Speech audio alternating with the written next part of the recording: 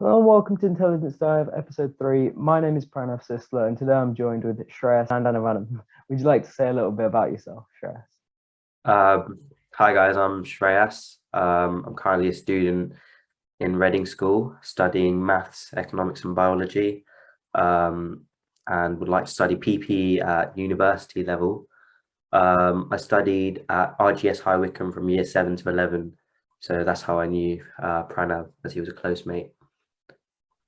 So I've decided to branch out Intelligence Dive into a more open podcast, taking influence from all of the various fields of how computer science can be implemented in the industry. So that's why today I've decided to get Shreyas on, who's far more economics inclined, because that provides a nice perspective of how we use computer science in various other fields. So with that, I'd like to ask, so why, Shreyas, did you choose to study economics at A level? So economics is the study of now. I view it as the study of the psychology of the people who dictates our lives. The world around us is shaped by the fundamental concept of supply and demand, wants and needs, goods and services, as you all know. What grips me is that everything I've studied till now I can apply to real life, such as discussions about inflation, for example, are so applicable since its current status is active in the world of pricing. So, as you all know, the price of Big Mac in the US is different to the price of the Big Mac in the UK, which is also known as Bergonomics, is something to which I can relate from my travels. So by taking someone like Shreyas, who's more economically inclined, my goal is that we can take the aspects that link over from computer science as well as economics, and then act as like a bridge between the two fields.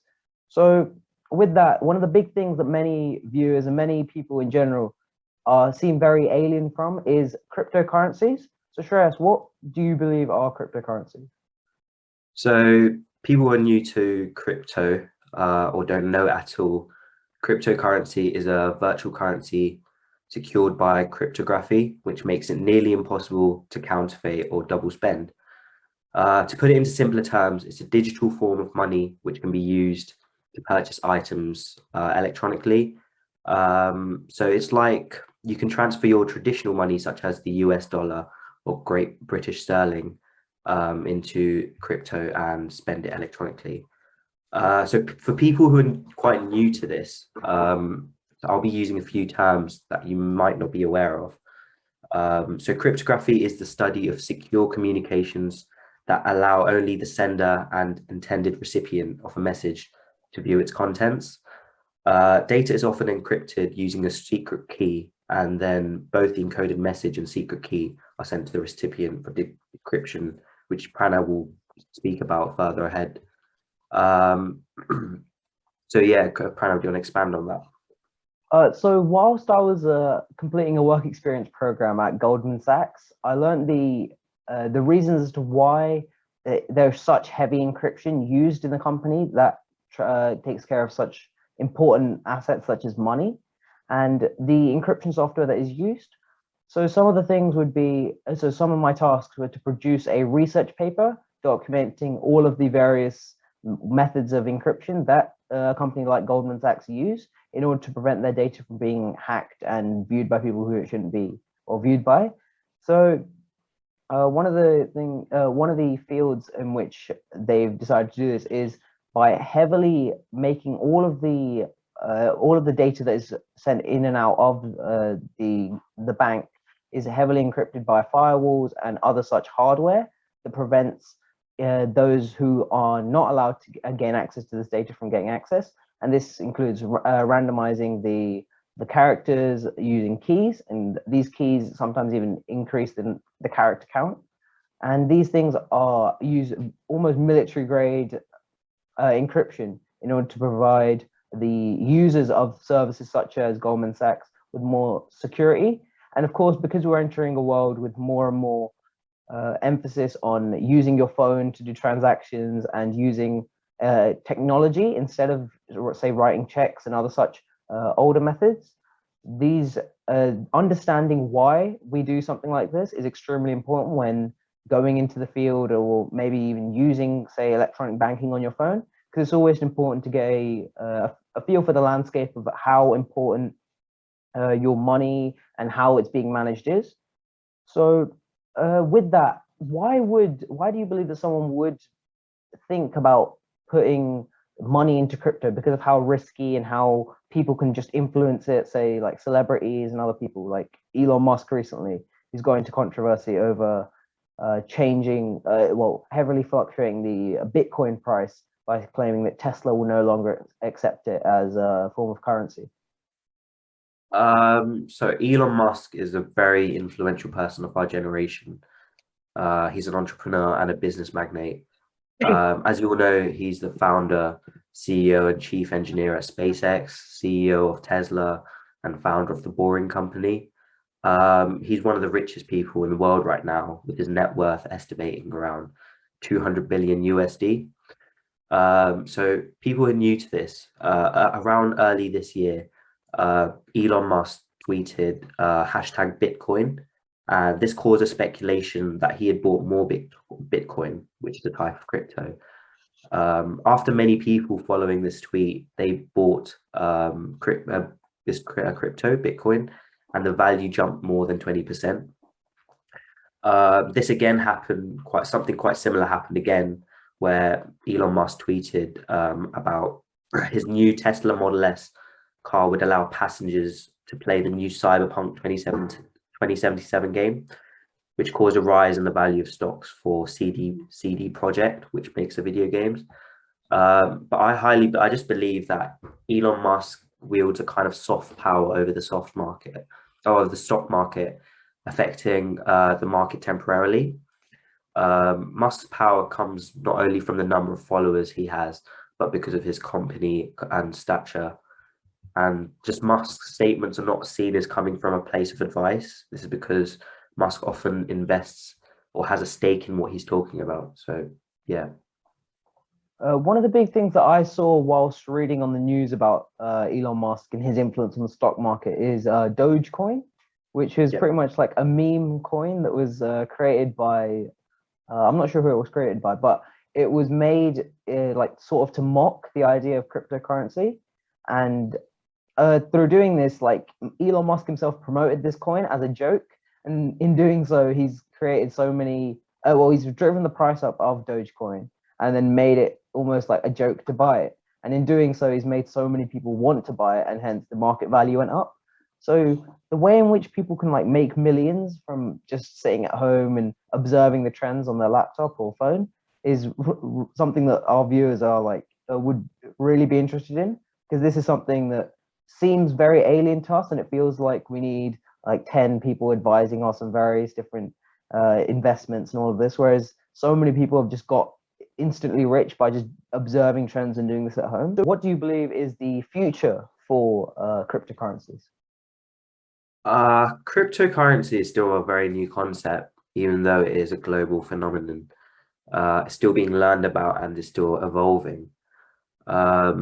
Many people would support the use of cryptocurrencies as they are not directly linked to any nation state. They would say that it's superior to traditional physical currencies because it's not dependent on, for instance, the US federal government. However, stable coins are another form of crypto with assets that hold real value, much in the same way as a US currency used to be on the gold standard. Those assets could be used as other currencies or commodities, virtually anything really. But cryptocurrency's future outlook is still very much in question, because proponents see limitless potential while critics see nothing but risk and hackers. But yeah, that's it. That's what I personally think. But I personally think the cryptocurrency is the way to the future.